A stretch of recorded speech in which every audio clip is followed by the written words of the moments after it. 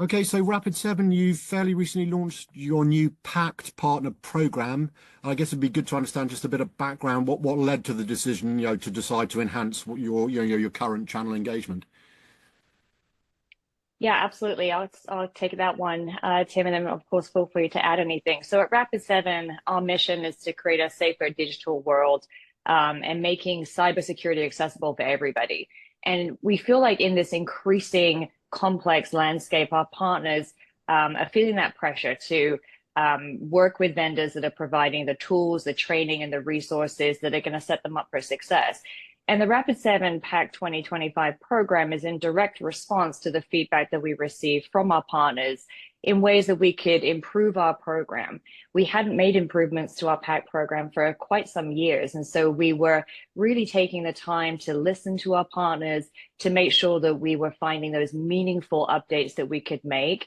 And that's in response again to the feedback that we had received. And so the launch this year is this moment where we've decided to, rather than make lots of different changes throughout the year, really gather all of those significant updates and do a big launch in February. So that's the why behind it.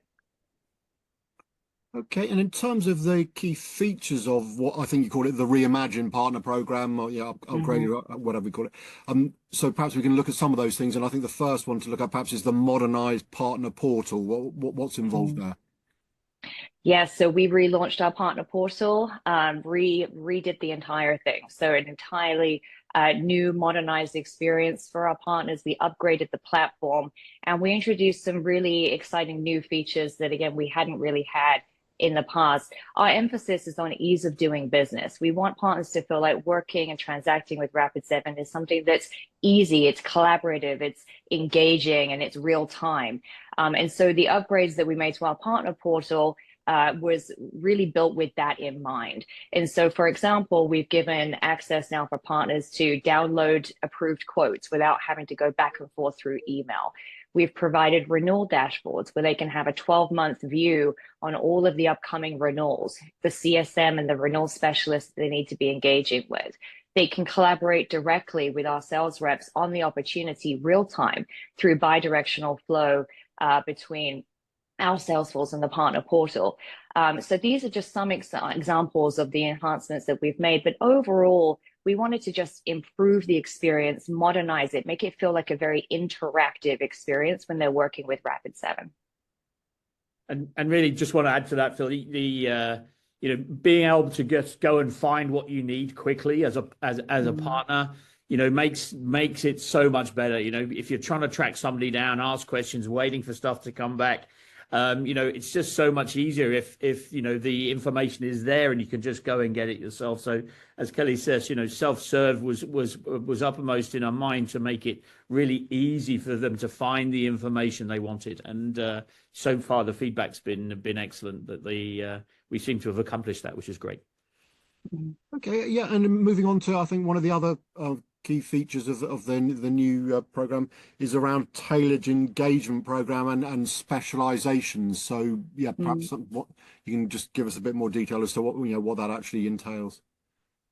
Yeah, so we were hearing from our partners that they wanted to have opportunities to go deeper with us from a technical perspective. So when we think about our training and our enablement, there was real emphasis from our partners and the feedback we were receiving around needing the technical depth. And that was stemming from a place of wanting to attach more services around Rapid7 products that are being sold. And so these specializations were created, one for MSSP and one for service delivery. And that allows partners to come down these curriculum paths that are specially made for those two specializations. What this allows partners to do throughout the year as we're adding more and more content to the curriculum is go deeper, to have that technical expertise where we then provide them with the vendor recognition through badging and certification that they are specialized in not only selling and positioning Rapid7 product, but are now technically able and have the training there to deliver services and attach that successfully post-sale. Again, this is feedback that we've received. It was trends that we were seeing and that we were hearing in the market. And this was a really important piece for us to get into the PACT 2025 program. Okay, and then perhaps the third main feature that I certainly sort of struck me is I think you've got an all-new partner training academy, and as I think you both alluded to, it's a big area, lots going on. Yeah. So how important is this addition to the PACT program? Oh, it's a major investment. It was really, it was one of the most important things that we could do for the program this year. Training for us, we want our partners to see it as a benefit of working with us rather than a program requirement.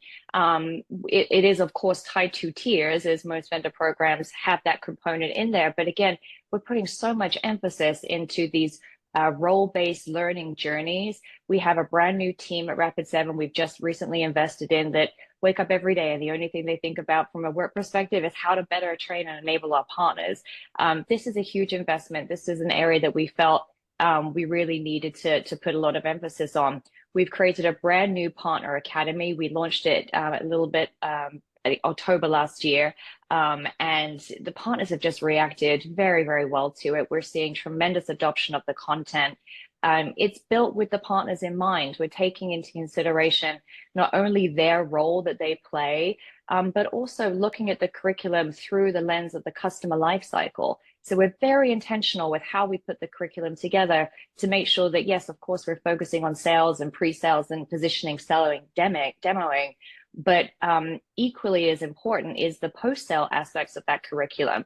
So that coupled with the formal specializations, big changes in the program. We're really excited for this piece.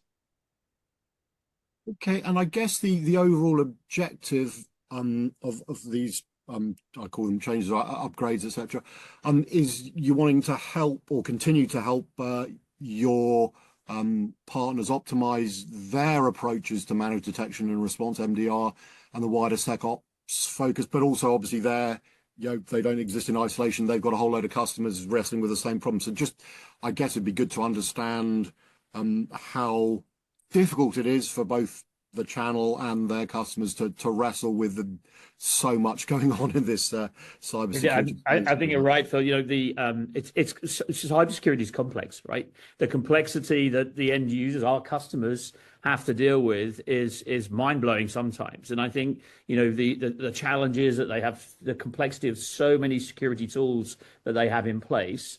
When we work with our partners, they also have to manage those tools, and just being able to give them the clarity around what is actually happening in an environment, and having end-to-end visibility, so that you can prioritize what you're actually going to address is huge. And because of the complexity, we do need to make sure that our partners understand our platform, they understand our technology, to be able to have the customers have the best experience, and our partners can help the customers get the best experience and satisfy their use cases much better if they have that knowledge. And as Kelly says, we've put an awful lot of effort into making sure that journey that they go on through the academy will furnish them with those skills and knowledge to be able to go and do that.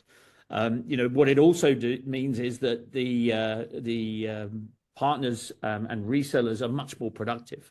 They understand what's going on in an environment. They can see end to end where all the assets are, where all the vulnerabilities are, and they can prioritize what they're doing. They can be much more productive in the environment. And of course, everybody's looking to grow, and productivity is part of helping our partners with that growth. But ultimately, it's ensuring that our customers get the use cases satisfied that they need to in their environments. Okay, and in terms, you referenced that this whole PACT Partner Program was in part created through feedback from partners, but I'm just wondering, since you've sort of put this together and launched it, what the feedback has been as building the new approach. I know it's a fairly short time, but just be good to understand, I guess, potentially some of that sort of feedback that led you to the changes, what excited them and things, and also now it's out there. What are people telling you since you've put PACT out there? Yeah, I mean, the feedback has been nothing but positive. We've received lots of feedback from our partners that this program really meets the needs of what they told us they wanted to see. This is again in direct response to feedback that we received. Our partners helped us build this program. This was not Rapid7 assuming what our partners wanted, but rather brought them on the journey with us. We really wanted to build with them, not just for them. And so this has been a continuous feedback loop that we've been on with our partners globally over the past 12, 18 months. And so I think for many of our partners, what they're seeing now is Rapid7 delivering what we said we were going to deliver based on that feedback. But I will say, Philip, we're not going to stop now, right? This is a moment. This is a moment where we're celebrating the launch of PACT 2025, but we don't take our foot off the gas, right? We continue to engage with partners. We continue to seek feedback. We're monitoring trends in the industry. We're working, cross-functionally to make sure we're getting feedback, and we keep going because these programs need to continue to evolve. And we'll continue to do that in partnership with the community of partners that we work with every day. Yeah, I mean, maybe that's a good sort of final sort of point to arrive at is in terms of your roadmap. As you say, you're obviously celebrating the launch of this program, and it's a significant milestone, but I'm always curious as to what else is around the corner. So whether it's the program, if you've already got specific things you're going to introduce and you're happy to talk about, some things I guess might be under wraps, or the general direction. Also, I mean, clearly you create technical solutions for folks, so anything again you can share as to what we can expect. So I guess it's the solutions and the partners, if you're happy to share whatever you can, please. Yeah, I can take the program piece to start. Program for us, Philip, means so much more than just tiers and benefits. It's the entire experience when they work with Rapid7. And so, yes, we'll continue to look at ways that we can improve how we think about incentivizing through rebates and spiffs and modernizing that approach. We'll be also looking, again, continuing to find opportunities for making it easier to do business with us, how they collaborate, engage, self-service features in the partner portal. Again, program is so much more than just the tiers and the benefits. And so when we lean into 2025 for all of the enhancements we want to make, it's really that. It's the entire thing that we'll be looking at. But certainly, again, we'll continue to work with our partners. We'll be listening carefully. We'll be monitoring trends, and we'll be reacting to them very quickly. That's really our goal for the program this year. And then you mentioned, Phil, our MDR service, and I think that's a good also segue to talk about how we are growing partnerships and evolving with our partners. Many of our partners, are looking to be service providers, managed service providers, but that comes with, quite a cost, particularly, as a lot of small and medium businesses are looking to procure the cybersecurity functions and technology that we provide via a service. The channel and our partners have to evolve into that, and that can be quite a long-term and significant investment for them to do that. So, as part of our partnering, we have that capability. We have 24/7, 365 coverage around the globe with multiple data centers. Our partners can leverage that as part of our service and then take our service out and add additional services, wrapped around that to the end users. So it really is, you'll see more of that coming from us, where we're working with our partners to help them build more services around our service, if you like, moving forward, particularly around the MSP and MSSP space. Okay, I mean, it's been great to chat to both of you, and you shared very clearly and some great answers as to what's going on both with the partner program and a bit about the technology as well. So Callie and Tim, really appreciate your time. Thanks very much. Thank you. Thanks for your time. Thanks, Philip.